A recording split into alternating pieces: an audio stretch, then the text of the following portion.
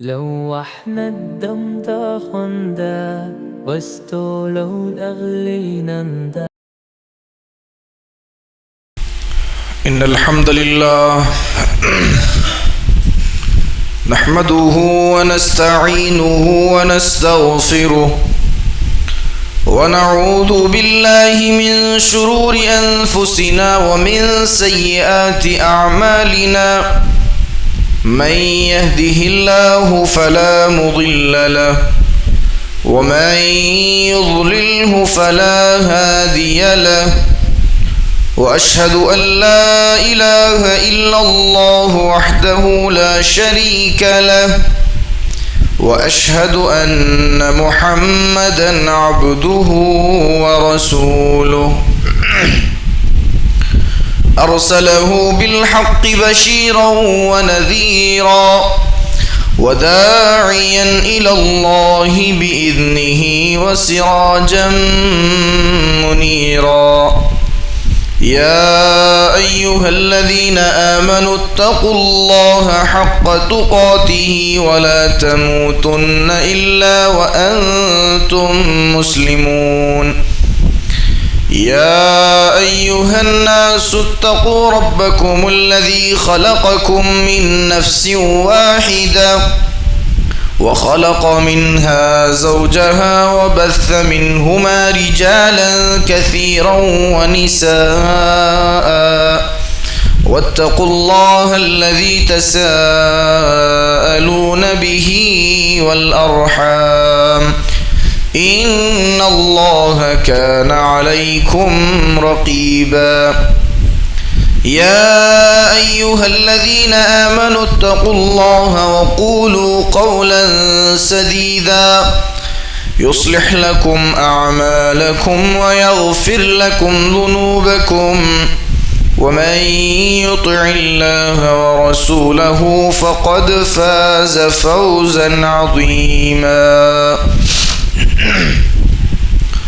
أما بعد فإن خير الحديث كتاب الله وخير الهدي هدي محمد صلى الله عليه وسلم وشر الأمور محدثاتها وكل محدثة بدعة وكل بدعة ضلالة وكل ضلالة في النار.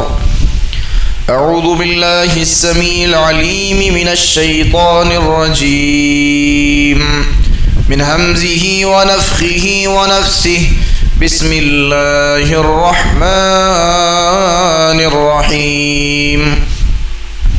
إن عدة الشهور عند الله 12 شهرا في كتاب الله يوما خلق السماوات والأرض منها 4 حرم ذلك الدين القيم فلا تظلموا فيهن أنفسكم.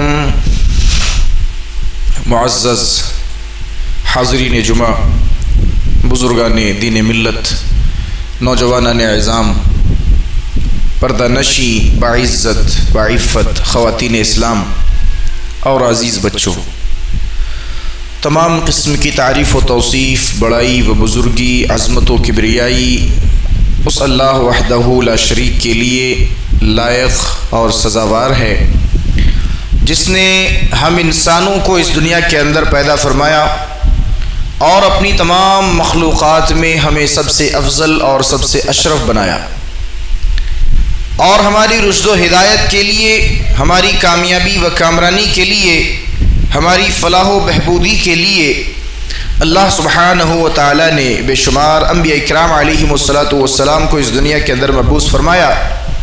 بعدہ ان تمام انبیاء اکرام علیہم السلام پر درود و سلام کے پھول نشاور ہوں، خصوصاً ہمارے اور آپ کے آخری نبی احمد مجتبی محمد مصطفیٰ جناب محمد الرسول اللہ صلی اللہ علیہ وسلم پر۔ اللہم صلی علیہ اللہم بارک علیہ۔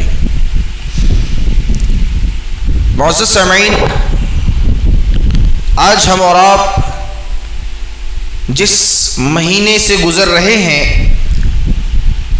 وہ اسلامی کیلنڈر کا 8واں مہینہ ہے، جسے ہم شعبان کے نام سے جانتے ہیں۔ رجب اور رمضان کے بیچ میں یہ آنے والا مہینہ ایک ایسا مہینہ ہے جس کی کچھ فضیلتیں بھی قرآن و حدیث کے اندر وارد ہیں، اور جتنی فضیلتیں وارد ہیں اس سے کہیں زیادہ اس مہینے میں لوگ بدعتوں کا ایجاد کرتے ہیں، بدعتوں کو انجام دیتے ہیں، جس کا ثبوت نہ قرآن میں ہے اور نہ حدیث میں ہے۔ تو یہ وہ مہینہ ہے جس کی فضیلت بھی آئی ہے حدیث میں۔ انشاءاللہ تبارک و تعالیٰ آج کے اس خطبہ جمعہ میں ہم انہی دو پہلو پہ بات کریں گے کہ اس مہینے میں اللہ کے رسول صلی اللہ علیہ وسلم سے کون سی عبادتیں ثابت ہے، اور آج امت کا ایک بڑا طبقہ کن گمراہیوں میں اور بدعات و خرافات میں ملوث ہے، ان تمام چیزوں کی طرف بھی ہم انشاءاللہ اختصار کے ساتھ نشاندہی کریں گے۔ سب سے پہلے آئیے وہ آیت کریمہ دیکھتے ہیں جو خطبہ مسنونہ کے بعد میں نے آپ کے سامنے پڑھی ہے۔ اللہ تبارک و تعالیٰ نے اس میں بہت ہی بنیادی بات بیان فرمائی، یعنی مہینوں کے اعتبار سے جس طریقے سے آپ انگریزی کے مہینوں میں 12 مہینے پاتے ہیں، اسی طریقے سے اللہ تبارک و تعالیٰ نے بھی جب اس دنیا کو بنایا، آسمان اور زمین جب سے وجود میں ہے تب سے مہینوں کی تعداد 12 ہے اللہ کے نزدیک۔ فرمایا اللہ رب العالمین نے ان عدت الشہور عند اللہ 12 شہرا فی کتاب اللہ یوما خلق السماوات والارض منها 4 حرم ذلك الدین القیم فلا تظلموا فیہن انفسکم۔ اللہ تبارک و تعالی بیان فرماتا ہے ان عدت الشہور عند اللہ 12 شہرا، کہ بے شک اللہ تبارک و تعالیٰ کے نزدیک مہینوں کی تعداد، مہینوں کی گنتی 12 ہے، منہا 4 حرم، اور ان میں سے ان 12 مہینوں میں سے 4 مہینے حرمت والے، فلا تظلموا فیہن انفسکم، اور فرمایا گیا کہ اے لوگو، اے مومنو، اے مسلمانوں، ان 4 مہینوں میں تم اپنے آپ پر ظلم نہ کرنا، ایک دوسرے پر ظلم نہ کرنا۔ ان 4 مہینوں میں جو حرمت والے مہینے ہیں ان میں قتال نہیں کرنا، ان میں جنگ و جدال نہیں کرنا۔ تو اللہ تبارک و تعالیٰ نے جب سے اس دنیا کو بنایا، جب سے آسمان و زمین کا وجود ہے، تب سے ان مہینوں کی تعداد 12 ہے۔ انہی 12 مہینوں میں سے ایک مہینہ شعبان ہے جو 8ویں نمبر کا مہینہ ہے۔ اب آئیے حدیث کے اندر دیکھتے ہیں اللہ کے رسول صلی اللہ علیہ وسلم سے اس مہینے کی کیا فضیلتیں ثابت ہیں۔ بہت زیادہ فضیلتیں ثابت نہیں ہیں۔ یہ شعبان کا مہینہ ہے، یہ بالکل اسی طرح مہینہ ہے جس طریقے سے آپ دوسرے مہینوں کو دیکھتے ہیں، یہ اسی طرح ہے۔ اس کی بہت زیادہ فضیلت، یہ اس کی بہت زیادہ اہمیت قرآن و حدیث میں نہیں بیان کی گئی، بلکہ ایک چیز ہے، حضرت عائشہ رضی اللہ تعالیٰ عنہ بیان فرماتی ہیں کہ میں نے اللہ کے رسول صلی اللہ علیہ وسلم کو اس مہینے میں جتنا زیادہ روزہ رکھتے ہوئے دیکھا ہے دوسرے مہینوں میں نہیں دیکھا۔ یعنی رمضان کے بعد اللہ کے رسول اگر کسی مہینے میں سب سے زیادہ روزہ رکھا کرتے تھے تو انہی جو ہے اس مہینے کے ابتدائی دنوں میں رکھا کرتے تھے۔ وہ بھی کیسے روزے؟ 1 سے لے کر کے 14 تک اللہ کے رسول روزہ رکھتے تھے، اور حدیث کی کتابوں میں آتا ہے کہ مسلسل آپ صلی اللہ علیہ وسلم 1 تاریخ سے لے کر شعبان کی پہلی تاریخ سے لے کر کے شعبان کی 14 تاریخ تک مسلسل روزہ رکھتے تھے، اور اس کے بعد 15ویں تاریخ سے اللہ کے رسول روزہ رکھنا چھوڑ دیتے تھے۔ اور امت کو بھی منع فرمایا کہ 15 شعبان سے 29 یا 30 شعبان تک کوئی بھی روزہ نہیں رکھے گا۔ کیوں؟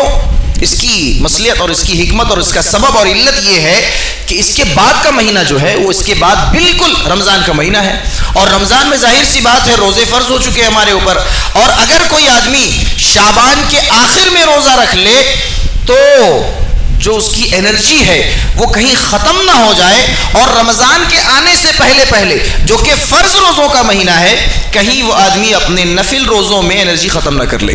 اسی لیے اللہ کے رسول صلی اللہ علیہ وسلم اس مہینے کی 15 تاریخ سے لے کر 29 یا 30 تاریخ تک لوگوں کو روزہ رکھنے سے منع فرماتے اور خود بھی روزہ نہیں رکھتے تھے۔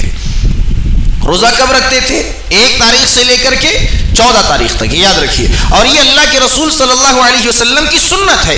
اگر اس مہینے کی فضیلت آپ کو جاننی ہے، یہ ایک فضیلت مل گئی کہ اللہ کے رسول اس مہینے میں روزہ رکھا کرتے تھے.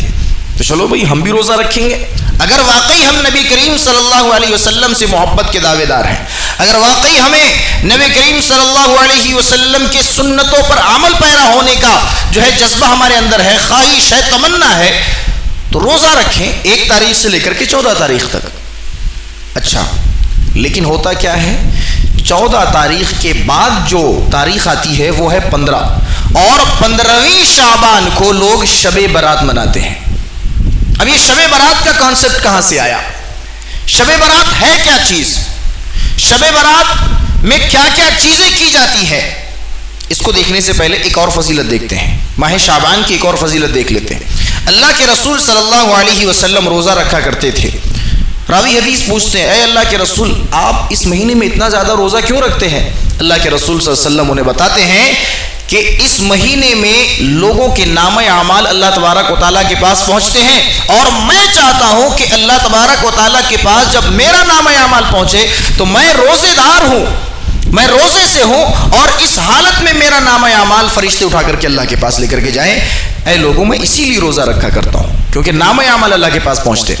معلوم یہ ہوا کہ انسان کی جو نیکیاں ہیں اور انسان کی جو برائیاں ہیں وہ لکھی جاتی ہیں، اور وقتاً فوقتاً وہ نامہ اعمال اللہ تبارک و تعالیٰ کے پاس پہنچائے بھی جاتے ہیں. حدیث میں 3 چیزوں کا تذکرہ ہے، یعنی 3 ایسے وقت ہیں جس میں نامہ اعمال اللہ تبارک و تعالیٰ کے پاس پہنچتے ہیں. پہلا وقت حدیث میں آتا ہے کہ اللہ تبارک و تعالیٰ فجر کے وقت فرشتوں کو بھیجتا ہے، اور فجر کے وقت فرشتوں کی ایک جماعت کو اٹھاتا ہے، اور اسی طریقے سے عصر کے وقت فرشتوں کی ایک جماعت کو زمین میں بھیجتا ہے، اور عصر کے وقت ایک جماعت کو اٹھا لیتا ہے.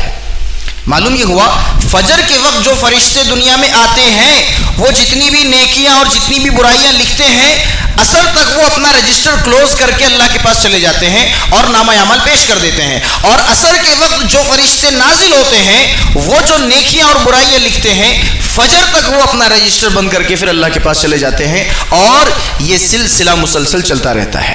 یعنی دن میں 2 مرتبہ اللہ تبارک و تعالیٰ کے پاس نامہ اعمال پہنچتے ہیں. اور دوسرا وقت کب ہے؟ اللہ کے رسول صلی اللہ علیہ وسلم فرماتے ہیں خاص کر کے اللہ تبارک و تعالیٰ کے پاس پیر اور جمعرات کے دن انسانوں کے نامہ اعمال پہنچتے ہیں. کیوں پہنچتے ہیں؟ اللہ تبارک و تعالیٰ انسانوں کی گناہوں کو معاف کرتا ہے، انسان کے برائیوں کو اللہ رب العالمین درگزر فرماتا ہے.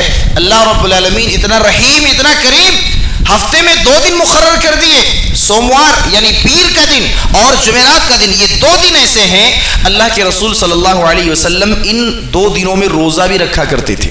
پیر اور جمعرات کو اللہ کے رسول روزہ رکھا کرتے تھے. صحابی نے پوچھا اللہ کے رسول آپ کیوں روزہ رکھ رہے ہیں پیر اور جمعرات کو؟ کہا کہ آج کے دن اللہ تبارک و تعالیٰ انسانوں کے گناہوں کو بخش دیتا ہے، ان کے نامہ اعمال سے مٹا دیتا ہے، لہٰذا میں چاہتا ہوں کہ جب میرا نامہ اعمال اللہ کے پاس پہنچے تو میں روزے دار ہوں، میں روزے سے ہوں اس وقت، تب میرا نامہ اعمال اللہ کے پاس پہنچے. لیکن بڑے ہی بدقسمت وہ لوگ ہوتے ہیں جن کا نامہ اعمال تو اللہ تبارک و تعالیٰ کے پاس پہنچتا ہے، لیکن اللہ تبارک و تعالیٰ جس طریقے سے دوسرے لوگوں کے گناہوں کو بخش دیتا ہے، دوسروں کی برائیوں کو اللہ رب العالمین درگزر فرما دیتا ہے، لیکن وہ بڑے بدقسمت لوگ جو 2 قسم کے لوگ ہیں جو قطع تعلقی کر بیٹھے ہیں، ایک دوسرے سے دشمنی کر کے 3 دن سے زائد ایک دوسرے سے بات چیت بند کر کے رکھتے ہیں. اللہ تبارک و تعالیٰ فرشتوں سے کہے گا ان کا نامہ اعمال ہٹاؤ، میرے یہاں سے ہٹا دو، ان کا نامہ اعمال میرے سامنے سے ہٹا دو، میری نگاہوں کے سامنے سے دور کر دو.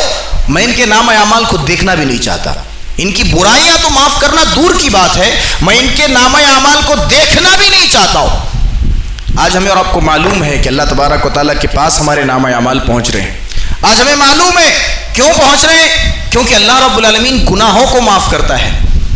ارے ہم تو وہ انسان ہیں جو سر سے لے کر پیر کے ناخن تک گناہوں میں ڈوبے ہوئے ہیں.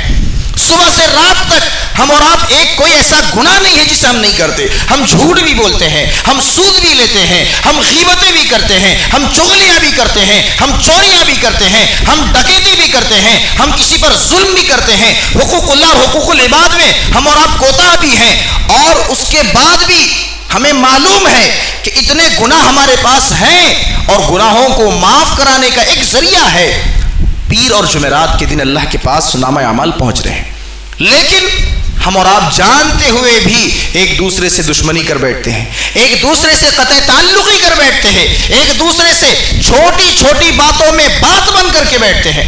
کیوں؟ پوچھا جائے ارے جب وہ ہم سے بات نہیں کر رہا تو ہم اس سے کیوں بات کریں؟ یہ بہانہ اللہ کے پاس نہیں پہنچے گا۔ دونوں کے دونوں بدقسمت لوگ، دونوں کے دونوں بد نصیب لوگ کہ اللہ تبارک و تعالیٰ کے پاس نامہ اعمال تو پہنچے، اللہ رب العالمین نگاہ رحمت سے دور کر دے، نامہ اعمال کو دور کر دے، پھر انسان کی کیا بات ہوگی؟ انسان کے نامہ اعمال کو اللہ دیکھنا پسند نہیں کرتا ہے، انسان کے اوپر اللہ رب العالمین کی جو نظر رحمت ہے، نظر کرم ہے، پھر اس کی کیا بات ہوگی؟ اور تیسرا وقت وہ ہے کہ اللہ تبارک و تعالیٰ کے پاس انسان کے نامہ اعمال پہنچتے ہیں، وہ یہی مہینہ ہے شعبان کا مہینہ، جس میں اللہ کے رسول صلی اللہ علیہ وسلم کثرت سے روزہ رکھا کرتے تھے اور اللہ تبارک و تعالیٰ کے پاس نامہ اعمال بھی پہنچتے تھے۔ تو یہ تین قسم کے جو ہے وقت ہیں جس میں اللہ تبارک و تعالیٰ کے پاس انسانوں کے نامہ اعمال پہنچتے ہیں۔ تو یہ ایک فضیلت ہے، دو فضیلتیں ہو گئی۔ اللہ کے رسول روزہ رکھا کرتے تھے، روزہ رکھنا ثابت ہے، اور کیوں رکھا کرتے تھے؟ کیونکہ نامہ اعمال انسانوں کے اللہ تبارک و تعالیٰ کے پاس پہنچتے ہیں۔ بس حدیث کی تمام کتابیں اٹھا لیں، صحیح بخاری اٹھائیں، مسلم اٹھائیں، ترمذی اٹھائیں، نسائی اٹھائیں، ابو داؤد اٹھائیں، اور حدیث کی پوری کتابیں اٹھا لیں، ذخیرہ حدیث کی تمام کتابوں کو چھان مارے، اگر اس کے علاوہ کوئی اور فضیلت مل گئی شعبان کی تو ہم بھی تیار ہیں اس فضیلت کو ماننے سے۔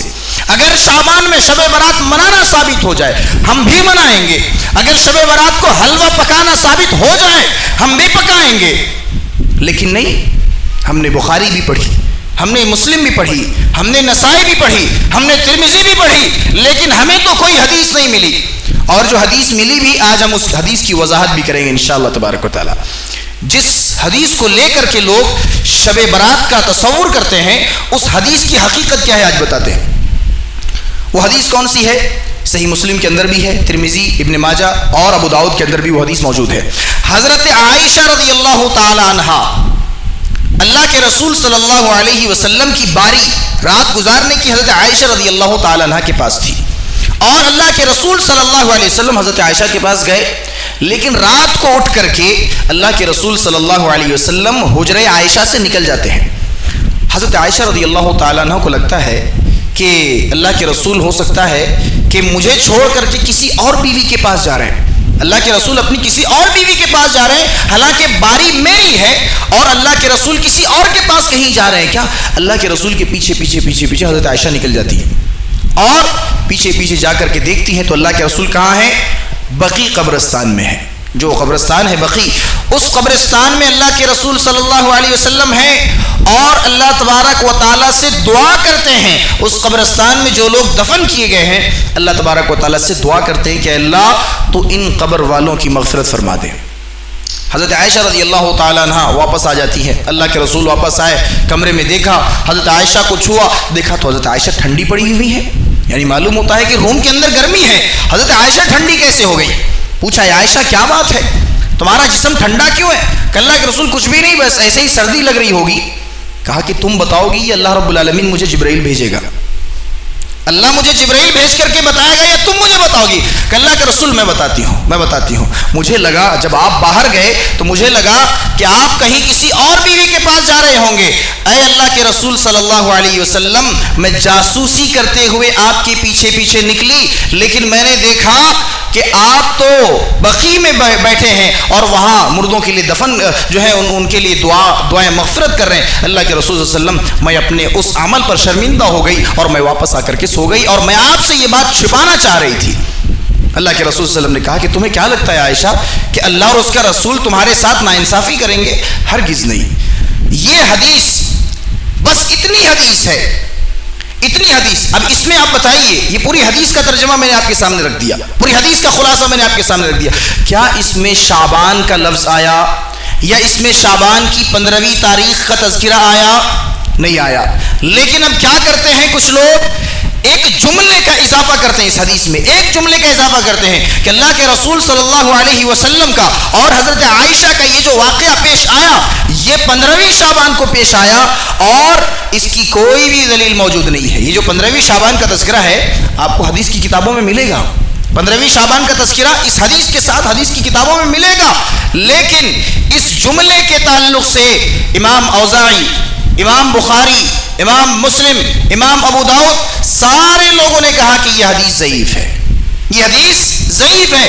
جس حدیث میں بھی اس حدیث سے اگر ایک جملہ جوڑا گیا کہ شعبان کی 15ویں تاریخ کو یہ واقعہ پیش آیا ہے, تو امام بخاری نے بھی اس حدیث کو اپنی کتاب میں نہیں لیا ہے, چھوڑ دیا ہے. اور حدیث ضعیف نہیں بلکہ منقطع ہے. اصول حدیث سے اگر کوئی واقف ہے تو معلوم ہوگا منقطع کسے کہتے ہیں. سلسلہ سند سے اگر کوئی راوی حذف ہو جائے یا کسی راوی کا دوسرے راوی کے ساتھ ملاقات یا سماع ثابت نہ ہو تو وہ حدیث منقطع ہو جاتی ہے. اب اس حدیث میں پوچھا جائے کہ مول صاحب بلا وجہ آپ بول رہے ہیں منقطع ہے, کون راوی حذف ہیں؟ تو بتاؤ, اس حدیث کے اندر حجاج نامی ایک راوی ہے, اس راوی کا یحییٰ نامی ایک راوی سے لقاء ثابت نہیں ہے, سماع ثابت نہیں ہے, یعنی ملاقات ہی ثابت نہیں ہے, اور کہتے ہیں کہ میں نے ان سے سنا ہے. ملاقات ہی نہیں ثابت ہے. وہ تو کوئی فون کا زمانہ نہیں تھا نا, فون کا زمانہ نہیں تھا. تو آپ اسماء الرجال اٹھائیں, ایک کتاب ہے جس میں راویوں کی تمام ہسٹری موجود ہے, راویوں کے نام کے ساتھ ان کا بایو ڈیٹا, ان کی ہسٹری پوری موجود ہوگی. اسماء الرجال حدیث یوں ہی ہمارے پاس نہیں آ جاتی. اسماء الرجال نامی ایک کتاب ہے, اس میں سارے راویوں کے نام موجود ہیں اور ان کی ڈیٹیلز بھی موجود ہیں کہ کون راوی ثقہ ہے, کون راوی ضعیف ہے, کس راوی پر تہمت لگا ہے, کس راوی پر جو ہے جھوٹ کا بہتان ہے. یہ تمام چیز اس میں موجود ہیں. تو یہاں پر حجاج نامی ایک راوی اور یحییٰ نامی ایک راوی, تو یحییٰ سے حضرت حجاج کا سماع ثابت نہیں ہے, اور یحییٰ نام کا ایک راوی جو عروہ سے جو ہے روایت کرتا ہے, عروہ نامی راوی سے بھی اس کا سماع نہیں ہے. تو یہ دو راوی ایسے ہیں جس کی وجہ سے منقطع ہو گئی یہ حدیث, اور صرف ضعیف نہیں نہایت ہی کمزور ضعیف ہو گئی یہ حدیث. اب بتائیے ایسی حدیثوں سے کوئی استدلال کرے کہ شب برات منانا جائز ہے, تو یہ چیز تو واضح ہو گئی کہ شب برات کیوں مناتے ہیں اور کس حدیث کو لے کر کے مناتے ہیں. اگر اس حدیث میں راویوں کو جو ہے ثقہ ثابت کر دیا جائے تب یہ حدیث صحیح ہو جائے گی, لیکن راویوں کو جو ہے ثقہ ثابت نہیں کیا جا سکا اور ان کا سماع ہی ثابت نہیں ہے. یہ علمی بحث ہو جائے گی اگر حدیث کے تعلق سے جاؤ تو. لہٰذا اختصار کے ساتھ بس اتنی سمجھنے کی کوشش کیجیے کہ اس حدیث کے اندر دو راوی ایسے ہیں جس کی وجہ سے اس حدیث کی سند کو منقطع قرار دے دیا گیا اور انتہائی ضعیف ہو گئی یہ حدیث. اب اس حدیث کو لے کر کے لوگ شب برات مناتے ہیں, اور شب برات میں کیا کیا چیزیں ہوتی ہیں تھوڑی چیزیں اب ان کو بھی دیکھ لیتے ہیں. پہلی چیز تو یہ ہوتی ہے کہ 15ویں شعبان کو لوگ صلاۃ الفیہ کے نام سے ایک نماز پڑھتے ہیں. صلاۃ الفیہ اصل میں اس کا معنی تو ہوتا ہے کہ ہزاری نماز, ہزار وقت کی نماز ایک ہی بار میں پڑھ لیتے ہیں. اور کتنی رکعت پڑھتے ہیں؟ 12 رکعت نماز پڑھتے ہیں. اور اس میں ہوتا کیا ہے, اس 12 رکعت نماز میں سورہ فاتحہ کے بعد 10 مرتبہ سورہ اخلاص پڑھتے ہیں, سجدے میں جانے کے بعد 70 مرتبہ درود پڑھتے ہیں, اور سمجھتے ہیں کہ اس نماز کو پڑھ کر کے اللہ تبارک و تعالیٰ ان کے تمام تر گناہوں کو بخش دیتا ہے اور انہیں خواب میں جنت دکھا دیتا ہے. اور اسی طریقے سے قیامت کے دن اللہ تبارک و تعالیٰ ان لوگوں کو ایک موقع دے گا. کیسا موقع؟ کہ ان کے خاندان سے 10 ایسے لوگوں کی سفارش کا موقع دے گا جن کا جہنم میں جانے کا اعلان ہو چکا ہے. کن لوگوں کو ملے گا یہ موقع؟ جو 12 رکعت نماز پڑھتے ہیں, سورہ فاتحہ کے بعد 10 مرتبہ سورہ اخلاص پڑھتے ہیں اور سجدے میں جا کر کے 70 مرتبہ درود پڑھتے ہیں. ان لوگوں کو یہ سارے فوائد ملیں گے. کیا کیا فضیلتیں گنتے جائیے. ایک فضیلت پچھلے تمام جو ہے گناہ معاف ہو جائیں گے, اللہ بخش دے گا ان کو. اور دوسری فضیلت کہ اللہ تبارک و تعالیٰ خواب میں انہیں جنت دکھا دے گا کہ ہاں جنتی انسان ہو گیا. اور تیسری فضیلت کہ اللہ رب العالمین ایک بہت بڑا انسانوں کو اپرچونیٹی دے گا کہ اللہ رب العالمین قیامت کے دن سفارش کا موقع دے گا. کن لوگوں کو؟ ان بدعتیوں کو, ان جہنمیوں کو جن کا جہنم میں جانے کا اعلان ہو چکا ہے, ان کو وہ جہنم سے نکال کر کے 10 لوگوں کو جنت میں لے کر کے آئیں گے. یہ بات بتاتے ہیں. اب آئیے آیت الکرسی کی وہ آیت دیکھیے, اللہ تبارک و تعالیٰ اس میں کیا فرماتا ہے. الا من اذن له الرحمن وقال صوابا. یہ سورہ نبا کی آیت ہے. یوم یقوم الروح والملائکۃ صفا لا یتکلمون الا من اذن له الرحمن وقال صوابا. اس دن لائن میں قطار میں سارے کے سارے لوگ ہوں گے. اس دن انبیاء بھی ہوں گے, اس دن اولیاء بھی ہوں گے, اس دن امام بھی ہوں گے, اس دن بڑے سے بڑے بزرگ اور پیر کو بھی لائن میں کھڑا کیا جائے گا. یوم یقوم الروح والملائکہ, اور صرف انسان ہی نہیں بلکہ قطار میں فرشتے بھی ہوں گے, جبرائیل امین بھی ہوں گے. اللہ تبارک و تعالیٰ فرماتا ہے الا من اذن له الرحمن لا يتكلمون الا من اذن له الرحمن. کسی کے اندر اتنی ہمت اور کسی کے اندر اتنی مجال نہیں ہوگی کہ وہ اللہ کے سامنے اپنی زبان کھول دے. کسی کے سامنے اتنی مجال نہیں ہوگی, کسی کے اندر اتنی جرأت و جسارت نہیں ہوگی کہ وہ اللہ تبارک و تعالیٰ کے سامنے اپنی زبان بھی کھول دے. حالانکہ اس قطار میں, اس لائن میں انبیاء بھی ہوں گے, اس لائن میں اولیاء بھی ہوں گے, اس لائن میں امام بھی ہوں گے, بڑے سے بڑا پیر اور بڑے سے بڑا بزرگ بھی اس لائن میں ہوگا. لا یتکلمون, کوئی بھی بات نہیں کر سکیں گے اللہ تبارک و تعالیٰ کے سامنے. اور یہاں بات ہو رہی ہے کہ جو آدمی 12 رکعت نماز پڑھ لے, اللہ تبارک و تعالیٰ ایسے آدمی کو سفارش کا موقع دے گا, اور سفارش کا موقع ہی نہیں بلکہ اللہ رب العالمین اس کی سفارش کو قبول بھی کر لے گا اور 10 جہنمیوں کو جنت میں ڈال دے گا. من ذا الذی یشفع عنده الا باذنہ.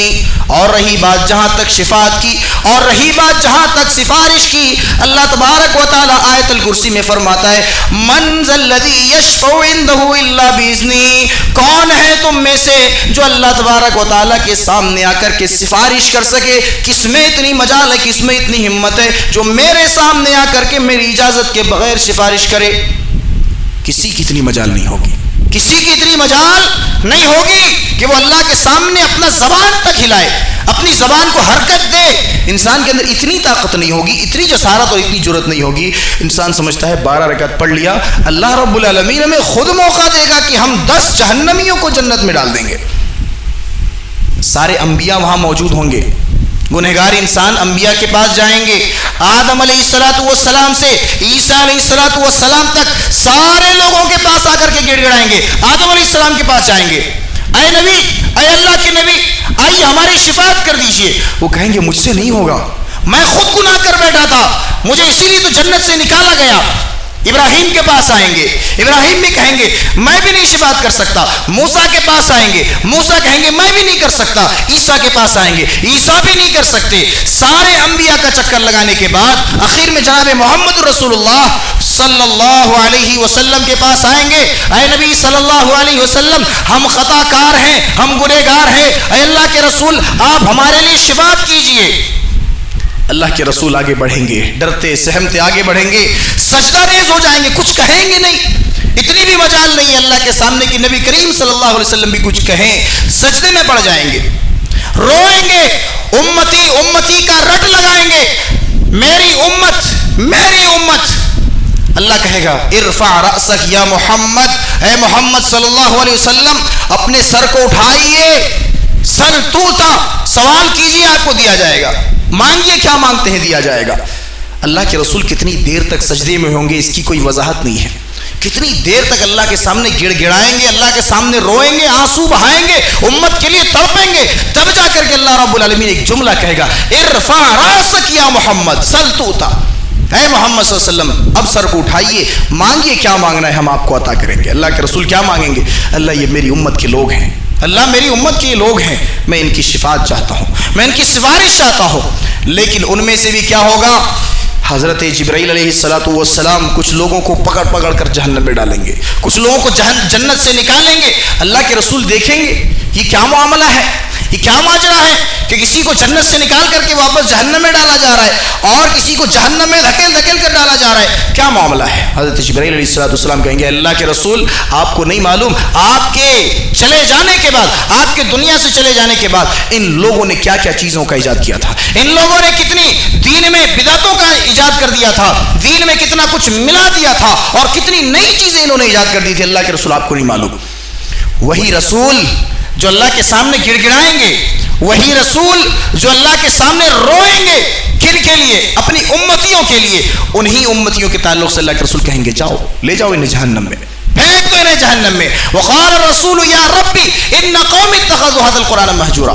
اللہ کے رسول اوپر سے شکایت بھی کریں گے، اللہ یہ میری قوم ہے جنہوں نے قرآن کو نہیں پڑھا، قرآن میں واقعی لکھا ہوا ہے کہ اللہ تبارک و تعالیٰ نے جو کہا ہے بس اتنا ہی کرنا ہے، نبی نے جو کہا ہے اتنا ہی کرنا ہے۔ اللہ یہ قرآن کو نہیں پڑھتے تھے، قرآن کو پڑھتے بھی تھے تو عمل نہیں کرتے تھے، اور نہ عمل کرنے کا نتیجہ یہ ہوا کہ انہوں نے بدعتوں کا ایجاد کیا۔ اے اللہ میں ان کی شکایت کرتا ہوں تجھ سے۔ وقال الرسول یا رب ان قوم اتخذوا هذا القرآن مہجورا، اللہ انہوں نے قرآن کو چھوڑ دیا تھا، ان کا تو پکڑ کر، ان کا تو حساب لے، انہیں تو جہنم میں ڈال دے۔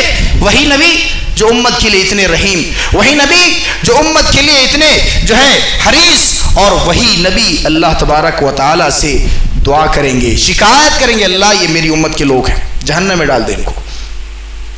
یہ 15ویں شعبان کی حقیقت کو کیا سمجھتے ہیں؟ ہم اور آپ سوچتے ہیں کہ بہت اچھی چیز ہے، نماز پڑھنا کوئی گناہ کا کام نہیں ہے۔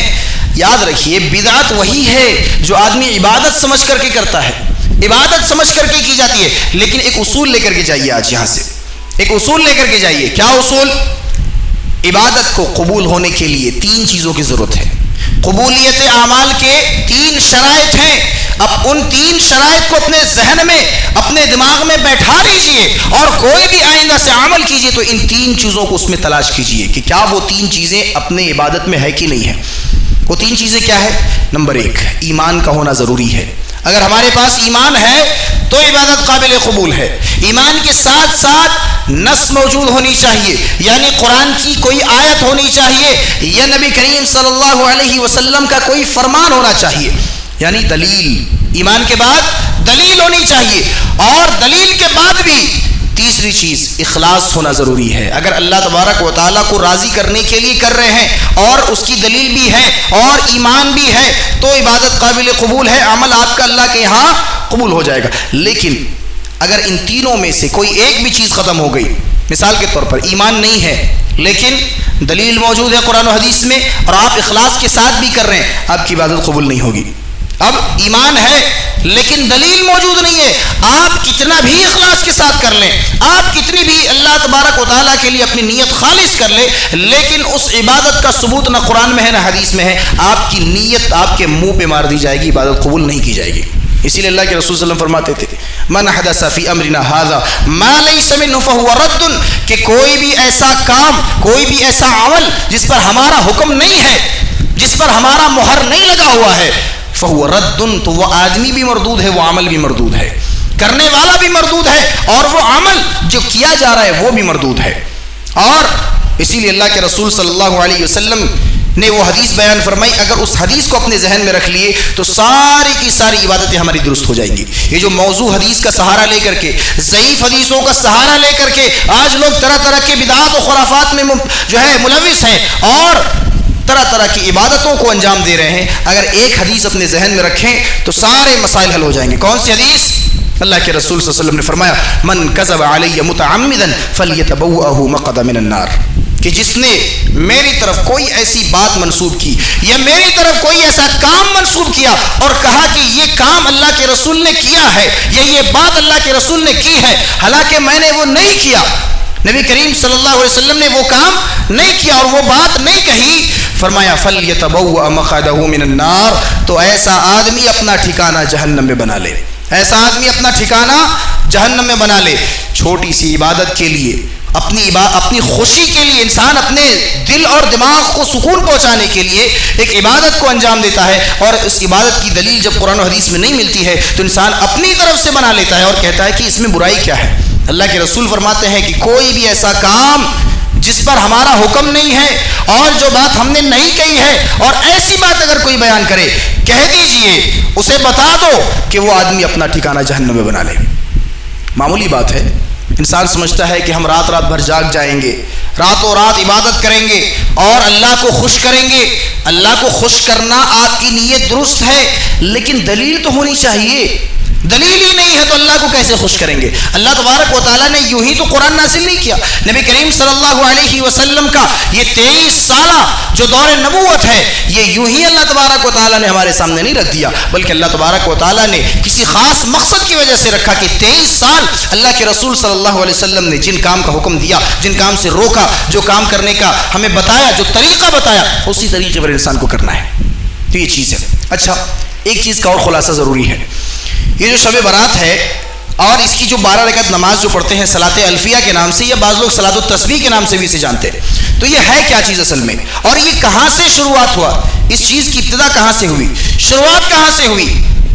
440 برسات یعنی 447 ہجری 447 ہجری میں مسجد اقصی میں ایک آدمی آتا ہے، ابن الحمرا کے نام سے اس آدمی کو جانا جاتا ہے۔ ابن الحمرا وہ آدمی آتا ہے 15ویں شعبان کو مسجد اقصی میں آتا ہے اور نفل نماز پڑھتا ہے، 12 رکعت نفل نماز پڑھتا ہے، بلند آواز سے پڑھتا ہے۔ اس کی آواز بہت ہی بہترین تھی، قرآن جب پڑھتا تھا تو لوگ سنتے رہ جاتے۔ تو جب اس نے نفل نماز شروع کی، لوگ بھی اس کے ساتھ آ کر کے مل گئے اور نماز پڑھنا شروع کیے۔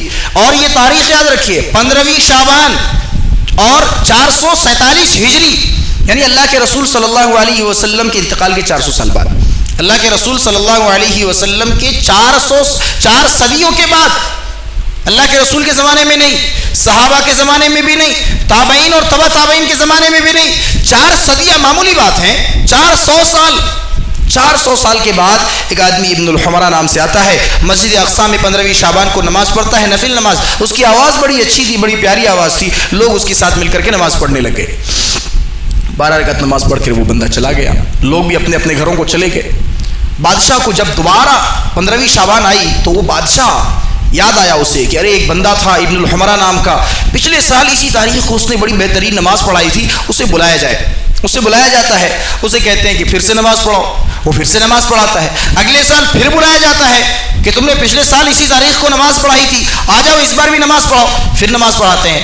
بادشاہ کو یہ بڑی پسند آئی، اس کی آواز بھی پسند آئی اور وہ عمل بھی بڑا پسند آیا۔ اس نے اعلان کر دیا کہ آج کے بعد جب شعبان کا مہینہ آئے گا، ہر سال 15 شعبان کو یہ نماز پڑھی جائے گی۔ اس نے باقاعدہ اعلان کر دیا اور تب سے لے کر کے آج تک وہ نماز پڑھی جا رہی ہے، لوگ پڑھتے جاتے ہیں۔ امت کا ایک بڑا طبقہ ہے جو سمجھتی ہے کہ یہ قرآن میں ہے اور یہ حدیث میں ہے، بلکہ قرآن اور حدیث میں ثبوت ہی نہیں ہے اس چیز کا، نہ صحابہ کے دور میں، نہ تابعین اور تبع تابعین کے دور میں، بلکہ یہ تو ایک عام آدمی ابن الحمرا نام کا، وہ اپنے شوق سے پڑھتا ہے۔ بادشاہ کا حکم ہوتا ہے کہ اب ہر سال پڑھنا ہے، اب لوگ آ کر کے ہر سال پڑھنا شروع کر دیتے ہیں، اور وہی رواج اور وہی ریتی اور وہی سلسلہ آج تک چلا آ رہا ہے۔ اور ہم اور آپ اتنے گمراہ ہو چکے ہیں کہ ہم تلاش بھی نہیں کرتے کہ ہم کیوں یہ نماز پڑھ رہے ہیں، ہم یہ نماز کیوں پڑھ رہے ہیں، اس کی وجہ بھی جاننے کی کوشش نہیں کرتے۔ اللہ کے بندو، ایک بار جان لو، پہلے ایک بار تحقیق کر لو کہ جس عبادت کو ہم اور آپ انجام دے رہے ہیں وہ عبادت شروع کہاں سے ہوئی، کم از کم اس چیز کو اگر جان لیں گے تو مسائل حل ہو جائیں گے، ورنہ پھر انسان جو ہے اگر آنکھ بند کر کے رہے گا تو کافر میں اور پھر ایسے انسان میں جو قرآن و حدیث کے تعلق سے اپنی آنکھوں کو بند کر کے رکھتا ہے کوئی فرق نہیں ہے۔ کافر بھی آستھا کو مانتا ہے کہ ہمارا آستھا یہ ہے، ہمارا فیتھ یہ ہے، ہمارا بلیو یہ ہے، ہمارا یقین اور ہمارا توکل یہ ہے کہ ہم ایسا کرتے۔ تو ہمارا تو یقین اور توکل سے کوئی واسطہ نہیں ہے، قرآن میں ہے، حدیث میں ہے تو کرنا پڑے گا، قرآن اور حدیث میں نہیں ہے تو آپ کا کتنا بھی عقیدہ ہو، آپ کی کتنی بھی ریتی رواجیں ہوں، آپ کے کتنے بھی فیتھ ہو یا بلیو ہو، ساری کی ساری چیزیں نہیں مانی جائیں گی۔ مانی اگر جائے گی تو قرآن کی بات اور حدیث کی بات، یہ چیز ہے۔ تو معلوم ہو گیا کہ شب برات کے تعلق سے کیا کیا چیزیں ہوتی ہیں۔ اور ایک چیز کو دیکھ کر کے بات ختم کرتے ہیں۔ شب برات کے تعلق سے کہا جاتا ہے کہ اس میں حلوہ بنائیں گے، حلوہ پوری کھائیں گے، کیوں بھائی؟ اور اسی حلوہ کو لے کر کے ایک جھارکھنڈی بابا کا ایک کلپ بڑا وائرل ہوا ہے کہ وہ طنز کرتے ہوئے کہتا ہے کہ تم حلوہ کی دلیل مانگتے ہو اور حلوہ ڈھونڈتے ہو کتابوں میں، اور ہم حلوہ نکالتے ہیں کہاں سے؟ کڑاہی سے، برتن سے۔ تو شریعت کو مذاق بنایا گیا، شریعت کی پامالی کی گئی، شریعت کے حدود کو تجاوز کیا گیا کہ اگر ایک آدمی دلیل کا مطالبہ کرے تو اسے تنزیہ طور پر کہا جاتا ہے کہ تم اپنی دلیلیں کتابوں میں ڈھونڈو، ہم اپنی چیزیں ہانڈیوں میں ڈھونڈیں گے۔ یہ ساری چیزیں دین اسلام کے ساتھ مذاق بنایا گیا۔ اچھا، تو حلوے کا ایجاد کیوں ہوا اور کیوں لوگ حلوہ کھا رہے ہیں؟ اس کے کئی اسباب ہیں۔ اگر پوچھا بھی جائے لوگوں کو جو حلوہ کھاتے ہیں اس تاریخ کو، تو ڈھنگ سے بتا نہیں پائیں گے کہ کیوں حلوہ کھاتے ہیں۔ پہلی چیز یہ کہ کہتے ہیں کہ اللہ کے رسول صلی اللہ علیہ وسلم کا دندان مبارک شہید ہو گیا تھا اور آپ صلی اللہ علیہ وسلم کو حلوہ بنا کر کے دیا گیا تھا۔ اچھا، مان لیتے ہیں کہ آپ صلی اللہ علیہ وسلم کا دانت، آپ کا دندان مبارک شہید بھی ہو گیا، اور کب ہوا؟ یہ احد کے میدان میں ہوا، جنگ احد میں، اور آپ کو مان لیجیے حلوہ کھلایا بھی گیا کیونکہ آپ کے دانتوں میں درد تھا، آپ کچھ کھا نہیں پا رہے تھے۔ حلوہ ایک ایسی چیز ہے کہ آدمی کھائے تو فوراً چبانے کی ضرورت نہیں پڑتی ہے۔ تو اچھا اگر اس نیت سے کر رہے ہیں تو شعبان میں کیوں کر رہے ہیں؟ جنگ احد کب پیش آئی؟ شوال کے مہینے میں، اور شوال شعبان کے 2 مہینے کے بعد ہے، تو انسان 2.5 مہینہ ایڈوانس چل رہا ہے کہ نہیں اللہ کے رسول کو 2.5 مہینے کے بعد جو ہے نا دانت شہید کیا گیا، ہم 2.5 مہینہ پہلے ہی حلوہ کھا لیں گے۔ دوسری وجہ پوچھیں گے تو کہتے ہیں کہ ہمارے 11ویں امام حسن عسکری کے بیٹے امام غائب سنیوں کے ڈر سے جو شیعہ تھے، سنیوں کے ڈر سے وہ ایک باکس میں حلوہ اور سلیمان علیہ السلام کی انگوٹھیاں اور اسی طریقے سے موسیٰ علیہ السلام کی لاٹھی اور نہ جانے کیا کیا چیزیں لے کر کے وہ ایک غار میں چھپ گئے، اور قرآن کا ایک حصہ 10 پارہ قرآن لے کر کے غار میں چھپ گئے، اور وہ قرب قیامت میں نکلیں گے اس غار سے، اور اسی کو لوگ کہتے ہیں کہ وہی امام مہدی ہیں، جبکہ اللہ کے رسول صلی اللہ علیہ وسلم نے کیا کہا کہ امام مہدی وہ ہوگا جو پیدا ہوگا، غار سے نہیں نکلے گا، جو پیدا ہوگا اور اس کا نام میرے نام کی طرح ہوگا، اس کے باپ کا نام میرے باپ کے نام کی طرح ہوگا، اس کی ماں کا نام میرے ماں کے نام کی طرح ہوگا۔ آدمی کہتے نہیں یہ امام غائب ہیں، ہمارے 11ویں امام حسن عسکری کے بیٹے ہیں جو قرب قیامت نکلیں گے اور 313 کی تعداد میں شیعہ اکٹھا کریں گے اور سنیوں سے جہاد کریں گے۔ یہ ان کی جشن میں لوگ مناتے ہیں کہ وہ اس دن ان کی تاریخ پیدائش ہے، اسی لیے ہم جو ہے حلوہ کھاتے ہیں۔ اللہ کے بندو، یہ ساری چیزیں ہمارے اسلام میں نہیں ہیں، یہ غیروں کا طریقہ ہے، یہ یہود و نصارہ کا طریقہ ہے، بلکہ یہود و نصارہ بھی اتنی بدترین عمل نہیں کرتے، اتنے بدترین کام وہ بھی نہیں کیا کرتے۔ آج ہم اور آپ جتنا اسلام کو بدنام کر رہے ہیں، آج لوگوں پر کیا اثر پڑ رہا ہے ہم اور آپ بخوبی واقف ہیں اس چیز سے۔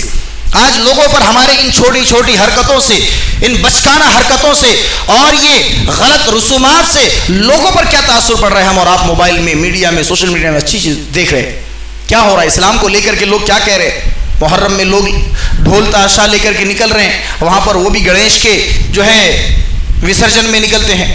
بہت ساری ایسی چیزیں ہیں جو شریعت میں ہے ہی نہیں، اور ہم اور آپ آج اس کو انجام دیتے ہیں، اور صرف شریعت کی بدنامی کے علاوہ اس میں کچھ بھی نہیں ہے، کچھ بھی نہیں ہے، یاد رکھیے۔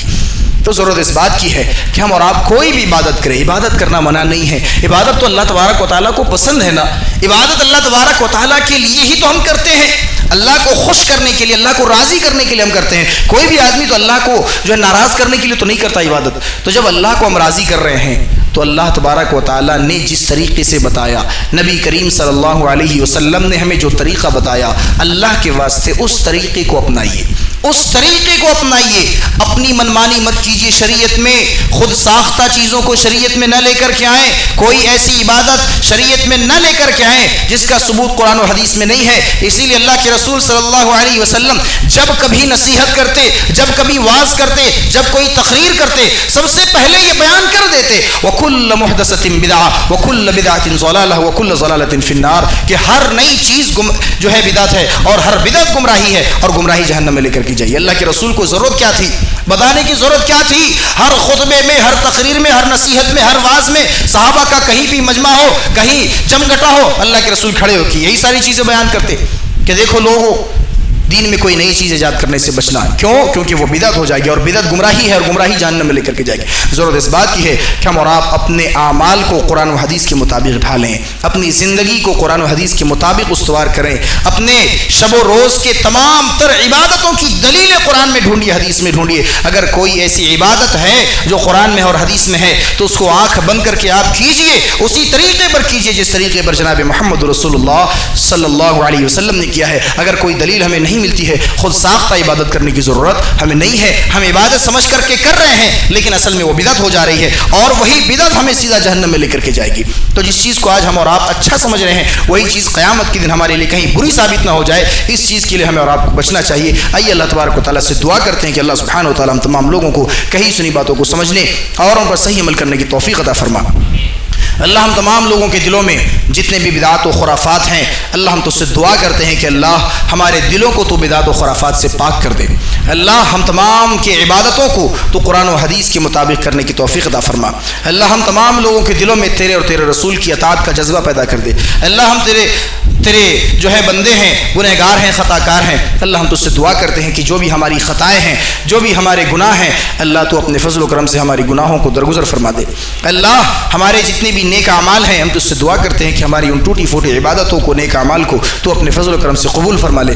اللہ ہمیں اس دنیا میں جب تک زندہ رکھ، حالت اسلام میں زندہ رکھ، اور جب ہمارا خاتمہ ہو تو خاتمہ بالخیر ہو۔ اقول قولی هذا واستغفر الله لي ولكم ولسائر المسلمين انه تعالى جواد ملك بر رؤوف رحيم۔